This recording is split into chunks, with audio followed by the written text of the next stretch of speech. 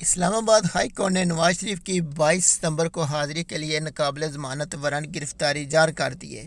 اسلام آباد high court کے justice عامر فاروق اور جسٹس محسن اختر کیانی پر مشتمل بینچ نے ایون فیلڈ اور العزیزیہ ریفرنس میں سابق وزیر اعظم نواز شریف کی سزا کے خلاف پیلوں اور قومی احتساب بیورو کی جانب سے ضمانت منسوخی کی درخواست پر سماعت کی۔ اگر آپ نے ہمارے چینل کو سبسکرائب نہیں کیا تو پلیز ہمارے چینل کو سبسکرائب بھی کر دیں اور بیل آئیکن کو بھی دبا دیں کہ ہماری نیکسٹ آنے والی ویڈیو آپ تک پہنچتی رہیں۔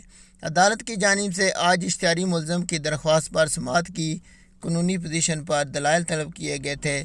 عدالت نے استفسار کیا تھا کہ کیا کسی ایک کیس کے اشتہاری ملزم کی دوسرے کیس میں درخواست سنی جا سکتی ہے۔ دوران سماعت جسٹس محسن اختر کیانی نے ریمارکس دیے کہ ضمانت لے کر بائے جانے والے نے سرجری نہیں کرائی، نہ ہی اسپتال داخل ہوا۔ نواز شریف کے میڈیکل سرٹیفکیٹ ایک کنسلٹنٹ کی رائے ہے جو کسی اسپتال کی طرف سے نہیں۔ جسٹس محسن اختر کیانی کا کہنا تھا کہ ابھی تک کسی اسپتال نے نہیں کہا کہ ہم کورونا کی وجہ سے نواز شریف کو داخل کر کے علاج نہیں کر پا رہے، ہمارا ضمانت کا حکم ختم ہو چکا ہے۔